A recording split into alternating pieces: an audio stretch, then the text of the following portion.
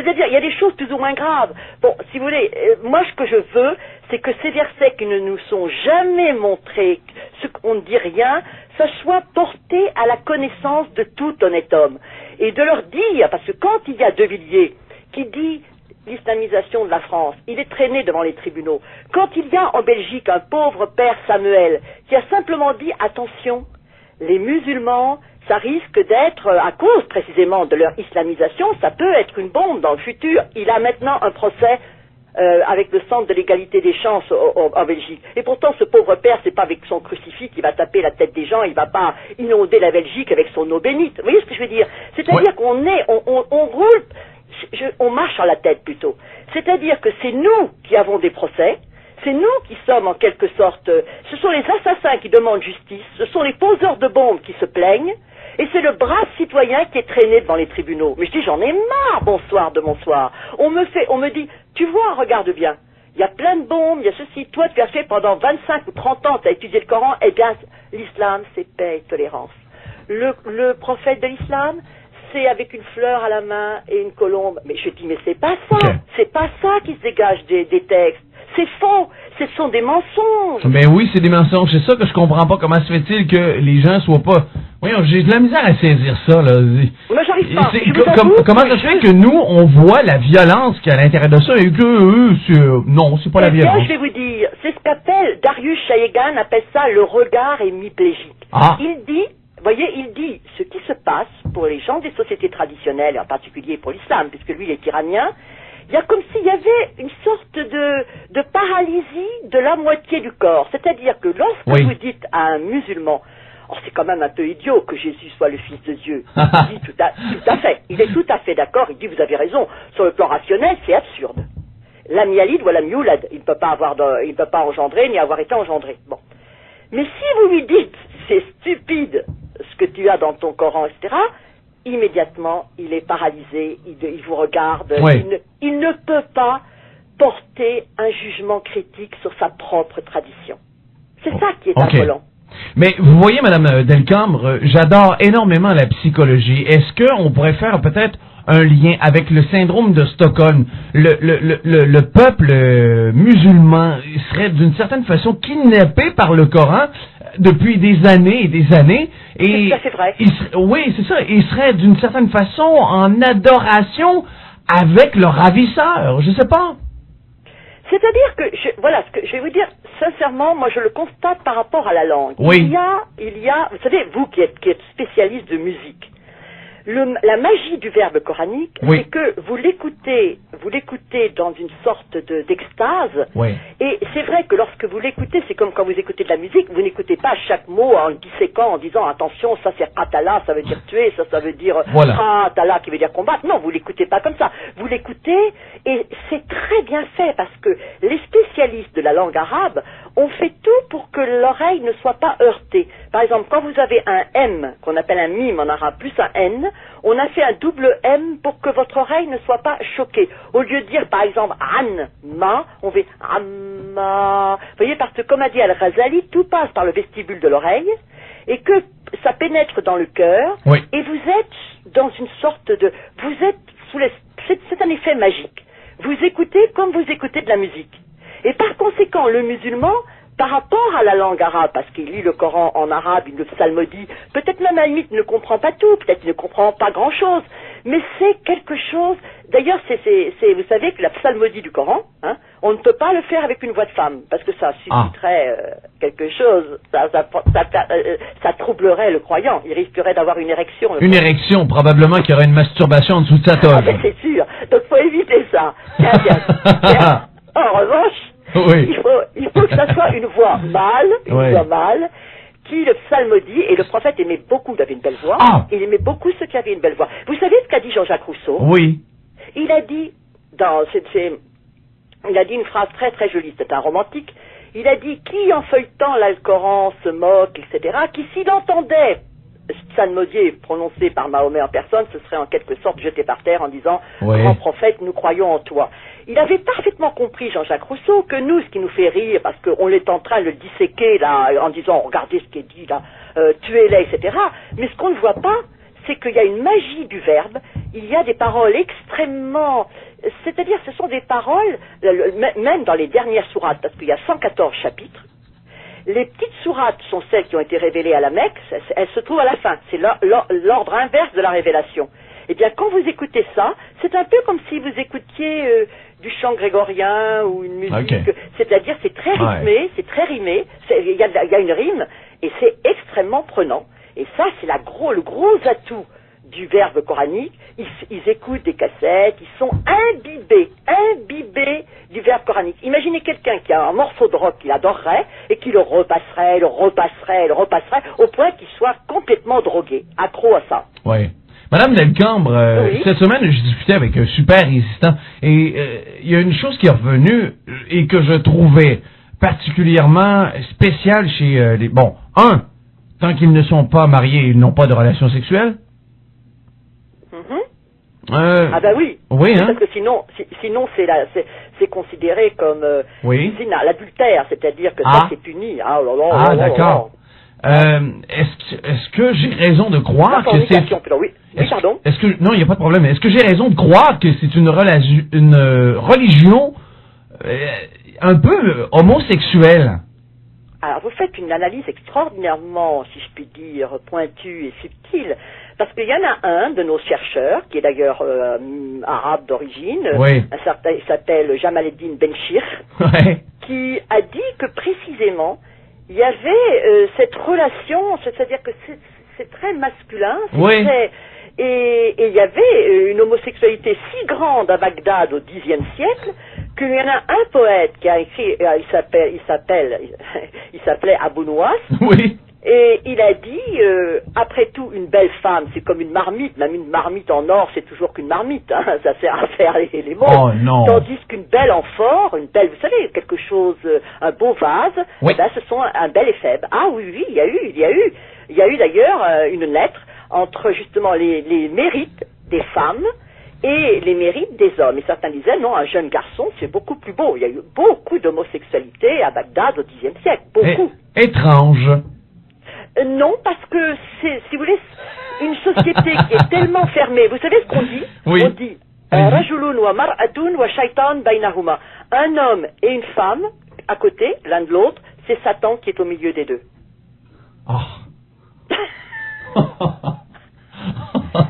Oh non. Ça, non, je sais, mais pourtant, je vous assure, je n'exagère pas, hélas. Non, écoutez, je vous crois. Je vous crois, c'est ça l'histoire. J'ai des questions, Madame Delcambre, live@rockig.com. Il demande ici, sachant que la réforme du Coran, le terreau de cette barbarie n'est pas envisageable selon tout musulman qui se respecte et qu'il est encore plus impensable de déconvertir ou de reconvertir des millions de musulmans. Comment, dès lors, pensez-vous que cette situation finira par se dénouer mal ou bien? Ouais, je sais, c'est la question que je me pose presque chaque jour.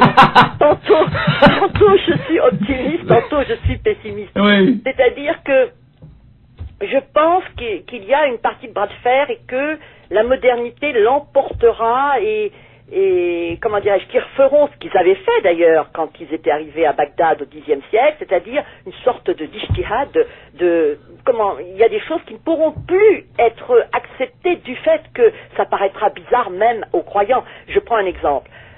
C'est vrai que le prophète se baladait avec une robe comme ça, plutôt longue, et avec la barbe, etc. Bon, vous voyez que la plupart des musulmans, quand même, ils mettent quand même le costume européen, ils surfent sur Internet. Je vois pas les musulmans se priver de télé, se priver de musique, parce qu'attention, s'il prend l'islam du prophète du début des origines, c'est ni musique, ni télé, des antennes paradiaboliques, et je crois que les musulmans ont aussi envie de profiter de l'existence.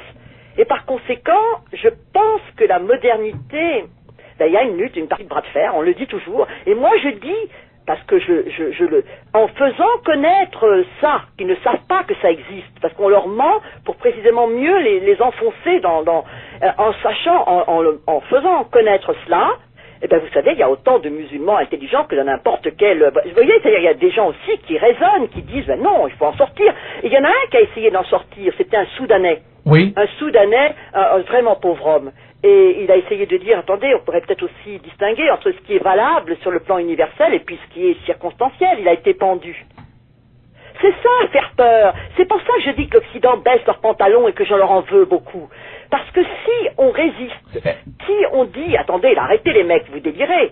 Si on montre que c'est délirant, si on montre que... Mais si il n'y a aucune résistance, si tout le monde baisse son pantalon... Vous savez, il y a un Corse qui m'a dit, lorsque la gauche chez nous, il y a des gens, je ne dirais pas les noms parce que j'aurais un procès, qui sont allés en Corse. Il y a un Corse qui m'a dit, ils avaient tellement peur d'avoir qu'ils regardaient, ils pouvaient même plus, ils étaient livides, ils regardaient derrière eux. Le problème, c'est que les gens ont peur, ils disent, oh, on va être flingués, ils vont nous tuer, on va être égorgés. Et c'est ça sur le quoi ils comptent là-dessus.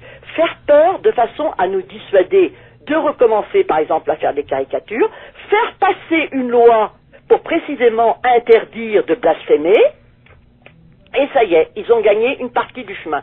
Donc, on interdit de blasphémer, on interdit de critiquer, on interdit d'analyser, on interdit les islamologues, on interdit, et puis ils arrivent en disant, mais qu'est-ce qu'elle a notre religion différente de la vôtre? Qu'est-ce que c'est? On est tous pareils, toutes les religions sont pareilles. Et alors, vous savez ce qui s'est passé au Salon du Livre de Toulon? Il y a deux bons catholiques qui s'étaient convertis à l'islam. Ils achètent mon livre, L'Islam des interdits, ils le lisent, et ils reviennent excités comme des puces. Ils disent, mais qu'est-ce que c'est que ça? Mais on nous a trompés. Ils sont pas allés trouver leur imam en disant, mais qu'est-ce que c'est que cette religion-là? Vous nous avez pas dit ça? Oh, j'ai dit, écoutez, attendez que je sois parti de Toulon pour régler vos comptes avec l'imam, parce que moi, j'ai pas envie d'avoir un pépin. Mais voyez, c'est-à-dire qu'ils s'engagent sans savoir ce que c'est, sans connaître, et sans savoir qu'une fois qu'on est converti à l'islam, on ne peut jamais sortir de l'islam. Ça s'appelle l'apostasie, et l'apostasie est punie de mort. Ils s'engagent sans savoir que la femme, la possibilité, c'est marqué dans le Coran, idribuhunna, frappez-les. Ils s'engagent sans savoir que s'ils trompent leur mari, ça, l'adultère. Vous voyez, c'est-à-dire qu'ils ne se rendent pas compte de ce qu'est cette religion, qui est une religion qui a qui est particulière, qui était valable pour l'époque du prophète.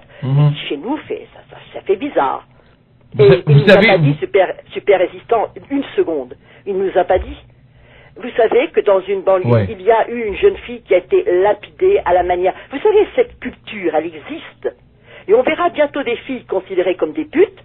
Eh bien, la lapidation telle qu'elle est pratiquée en Iran, ou chez les talibans, ou dans la loi islamique, eh bien, ça impressionne... je sais pas, moi, Madame Delcambre, peut-être qu'ils visent véritablement les vraies prostituées, je sais pas. Oui, mais de toute façon, les prostituées, les homosexuels, ceux qui trompent leurs femmes, les noms, tout ça disparaîtra comme des mauvaises herbes. Ah, d'accord. C'est ceux qui sont pourris et qui sèment la corruption sur la terre. Vous savez, parfois, moi, je pense à Théo Van Gogh. J'en suis malade.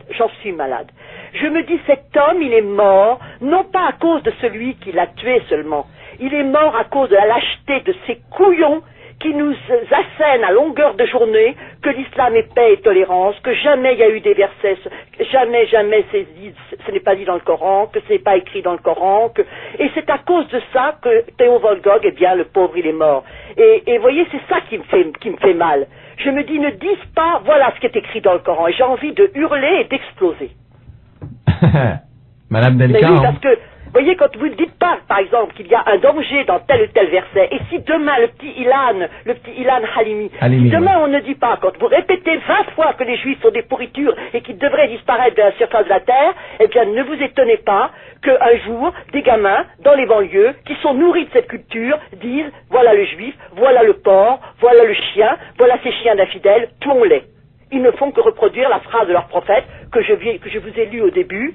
Il y a un juif derrière une pierre, eh bien, tuez-le.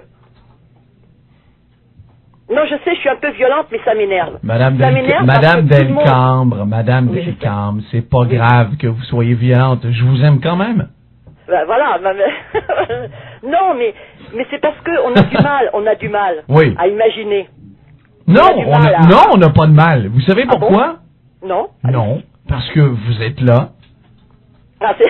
Oui, non, je sais que ça vous fait peut-être rire, mais parce que vous êtes là, parce que nous sommes là, et qu'on puisse vous entendre, nous allons, d'une certaine façon ou d'une autre, réveiller des personnes. Il faut, parce que c'est un devoir de vigilance. Et on va réussir. Ah, moi je crois. Moi, je suis certain de ceci, c'est qu'on va réussir à réveiller des gens. Mais dites-moi, mais s'ils ont interdit, comment dirais-je, à Dantec de parler, pourquoi ils me laisseraient, moi? Madame Delcambre. Ouais. Dantec, là. On a réussi à trouver une façon de travailler. D'accord. On ne dit jamais à quel moment il arrive. C'est bien.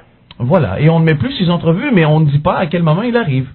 Voilà, c'est ça. Aussi simple parce que qu'il ça. y a quelque chose qui se passe qui est honteux. Moi, je dis ce qui est honteux. On ne fait plus, si vous saisissez l'expression du more to come. On n'annonce plus lorsqu'il arrive. Aussi simple que ça.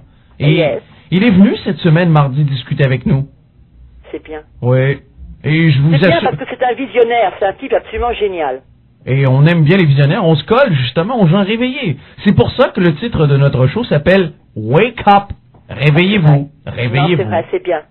Mais vous savez, j'ai dit à mon éditeur, il y a uniquement cette radio au Canada, sinon tout le monde, je ne veux même pas, moi, faire des débats, puisque de toute façon, on va couper, on va m'empêcher de parler, et puis, il y a ce problème aussi. Attention, il faut permettre aux musulmans de s'épanouir, de vivre normalement, et je suis, moi, pour qu'ils s'épanouissent. Mais je veux pas qu'ils s'épanouissent dans le mensonge. Est-ce que vous voyez ce que je veux dire? Oui, je vois. Je ne veux pas de racisme, mais je veux que l'on sache que ces textes-là peuvent porter préjudice à d'autres. Et moi, en tant que non-musulmane, en tant qu'athée, je dis, merde, j'ai le droit aussi de vivre, hein. Non, c'est vrai. Non, c'est tout à fait vrai. J'ai une question d'un Québécois en terminant, Madame Delcambre. Vous me permettez, oui? Mais oui, bien sûr. Il y a Pete qui dit ici, parce que vous vous battez, Madame, et vous avez toute notre admiration. Vous avez le courage de vos convictions. Nous sommes en arrière de vous. C'est bon, c'est gentil. Madame Delcambre, moi je vous embrasse. Mais moi aussi. Je vous souhaite un excellent week-end. Vous êtes ma bombe à moi et aux auditeurs. Merci. Merci beaucoup. Ah oui. Et je les embrasse aussi. Merci. Vous êtes vraiment une icône et moi j'espère promouvoir d'une certaine façon cette liberté avec vous bien sûr. Ah oui. Le plus longtemps possible. Merci beaucoup. Merci, Madame Delcambre. Un bon week-end, hein? Merci à vous. Et je vais penser à vous demain matin avec mon café. Merci beaucoup. Au revoir. Moi aussi. Au revoir. Bye bye. Au revoir.